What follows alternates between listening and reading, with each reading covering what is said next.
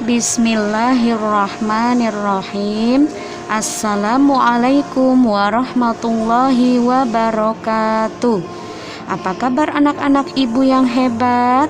Semoga kalian semua dalam keadaan baik-baik saja ya nak. Pada pertemuan kali ini kita akan membahas mengenai siap menghadapi bencana alam, tsunami dan gempa bumi. Mari kita simak bersama-sama video berikut ini. Tsunami. Kata tsunami berasal dari bahasa Jepang su yang berarti pelabuhan dan name yang berarti gelombang, sehingga secara umum diartikan sebagai gelombang atau ombak yang besar di pelabuhan. Tsunami dapat diartikan sebagai gelombang laut yang disebabkan oleh gempa bumi dengan pusat di bawah laut, diikuti dengan dislokasi atau perpindahan massa tanah atau batuan yang sangat besar di bawah air. Letusan gunung api bawah laut atau gunung api pulau, longsor di bawah laut, dan atau hantaman meteor di laut. Tanda-tanda akan terjadinya tsunami adalah: pada umumnya di Indonesia didahului dengan gempa bumi besar dan susut laut. Terdapat selang waktu antara waktu terjadinya gempa bumi sebagai sumber tsunami dengan waktu tiba tsunami di pantai. Di Indonesia, tsunami dapat terjadi dalam waktu kurang dari 40 menit setelah gempa bumi terjadi. Gelombang air laut datang secara mendadak dan berulang dengan energi yang sangat kuat. Gempa bumi di bawah laut penyebab tsunami memiliki kekuatan gempa atau magnitudo lebih besar dari 6,8 skala Richter dengan kedalaman pusat gempa tidak lebih dari 70 km dan pola patahan adalah sesar naik turun. Upaya pengurangan resiko bencana tsunami dapat dilakukan dengan pembangunan sistem peringatan dini tsunami, pembangunan tempat evakuasi atau shelter di sekitar daerah pemukiman, pembangunan tembok penahan tsunami pada garis pantai yang beresiko, penanaman mangrove, serta tanaman lainnya di sepanjang garis pantai untuk meredam gaya air tsunami. Meningkatkan pengetahuan masyarakat lokal, khususnya yang tinggal di pinggir pantai tentang tsunami dan cara-cara penyelamatan diri terhadap bahaya tsunami. Segera melapor secepatnya pada pihak berwenang jika melihat tanda-tanda akan terjadinya tsunami. Segera naik ke tempat yang tinggi, pegunungan, atau gedung yang tinggi jika melihat tanda-tanda akan terjadinya tsunami.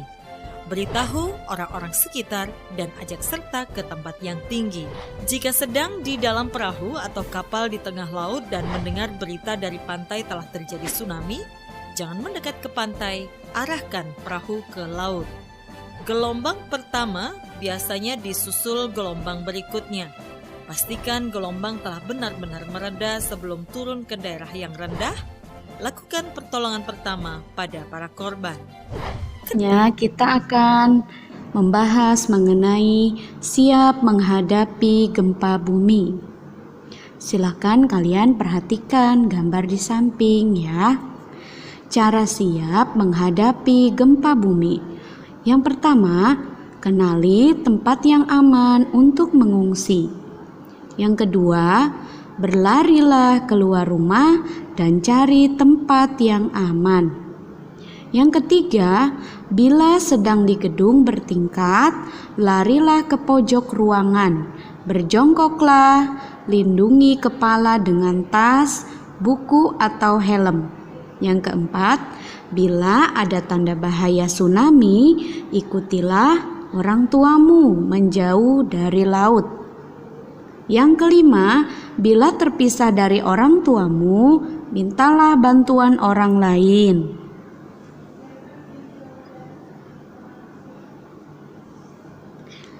Nah, selanjutnya bersikap perhatian terhadap orang lain. Pastinya bencana alam itu membuat kerugian, misalnya merusak dan menghancurkan bangunan.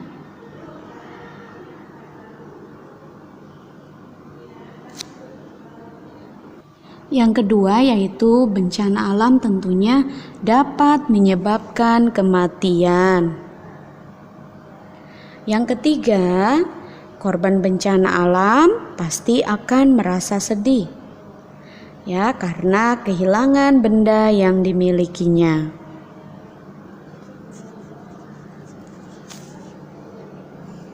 Ya, karena adanya bencana, biasanya kita tidak sempat untuk menyelamatkan benda-benda yang kita miliki, maka sebagian benda biasanya hilang. Yaitu, di sini kira-kira bantuan apa yang bisa kita berikan untuk korban bencana alam? Tentunya banyak sekali anak ya.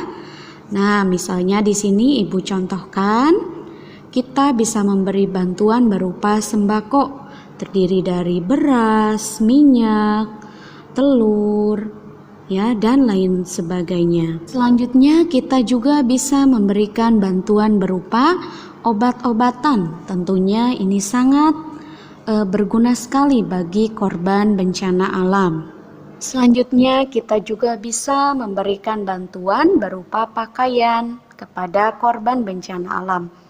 Karena biasanya korban bencana alam itu tidak sempat menyelamatkan pakaiannya. Jadi pakaian ini pasti sangat dibutuhkan oleh korban bencana alam. Selain bahan pokok tersebut di atas, maka di sini ibu contohkan lagi yaitu alat tulis, ya.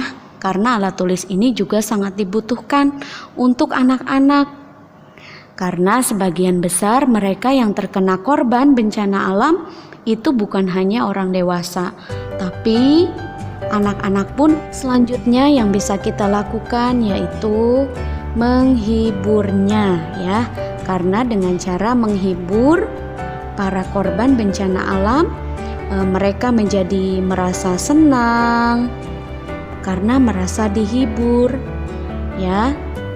Selain itu, apalagi yang bisa kita berikan? Misalnya bisa berupa uang, ya, atau yang lainnya. Terima kasih. Semoga bermanfaat untuk kalian semua. Wassalamualaikum warahmatullahi wabarakatuh.